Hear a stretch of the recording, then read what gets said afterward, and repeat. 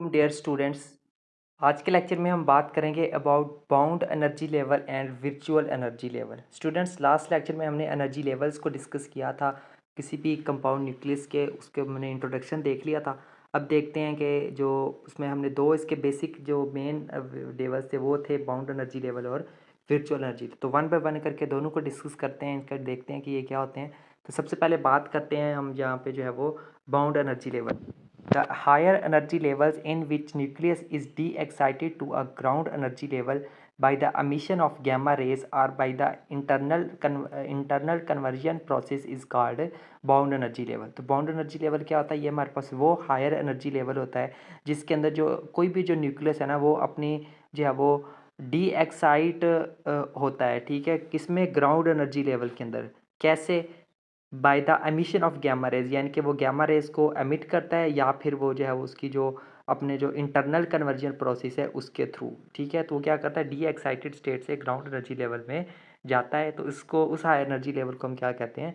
Bound energy level कहते हैं। In this case, इस केस में क्या होता है हमारे पास? The excitation energy is not sufficient to emit the particles. इस केस में हमारे पास जो एक्साइटेशन एनर्जी है वो इतनी ज़्यादा हमारे पास नहीं होती कि हम उन पार्टिकल्स को एमिट करने के लिए, कौन से particles? Like protons, neutrons, deuterons and alpha particles ETC. जैसा कि हमारे पास प्रोटॉन्स हो गए, न्यूट्रॉन्स हो गए, ड्यूट्रॉन्स हो गए या फिर अल्फा पार्टिकल्स हो गए, ठीक है। इन सबको एमिट करने के लिए जो है वो हमारे पास इस लेवल के अंदर या इस केस के अंदर जो है वो हमारे पास उतनी सफिशियंट एनर्जी नहीं होती, एक्साइटेशन एनर्जी, ठीक है।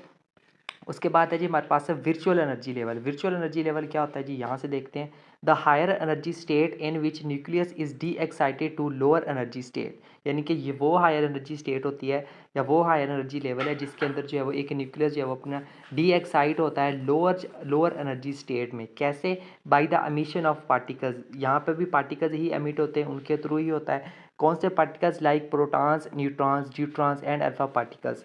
जिसमें क्या होता है? ये जो प्रोटॉन्स हो सकते हैं उन पार्टिकल्स में शामिल, न्यूट्रॉन्स हो सकते हैं, न्यूट्रॉन्स हो सकते हैं, अल्फा पार्टिकल्स भी हो सकते हैं। तो इसको हम क्या कहते हैं? उस लेवल को हम क्या कहते हैं?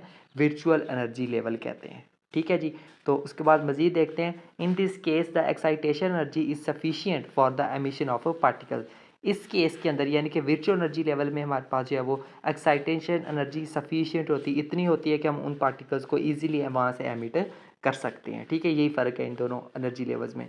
In case of virtual energy levels nucleus में बी आल्सो डी एक्साइटेड। जो वर्चुअल एनर्जी लेवल का जो केस है, इस केस के अंदर जो न्यूक्लियस है ना वो हमारे पास डी एक्साइट भी हो सकता है। कैसे? With the emission of gamma rays, gamma rays के एमिशन के साथ या फिर by the process of internal conversion, यानी कि इंटरनल कन्वर्जन प्रोसेस के थ्रू भी। तो ये था स्टूडेंट्स हमारे पास जो है वो बाउंड एनर्जी लेवल और वर्चुअल एनर्जी लेवल। उम्मीद करता हूँ उनके दरमियान जो डिफरेंस है वो आपको अच्छे से क्लियर हुआ होगा। तो बस ये शॉर्ट सा टॉपिक था हमारा, ठीक है, कोई लेंथ इसके ऊपर कोई डिटेल नोट नहीं है, बस इंट्रोडक्शन था इनका।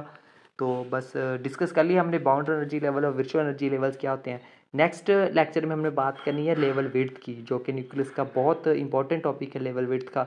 तो उसको डिस्कस करेंगे नेक्स्ट लेक्चर में। तब तक के लिए टेक केयर एंड अल्लाह हाफिज़।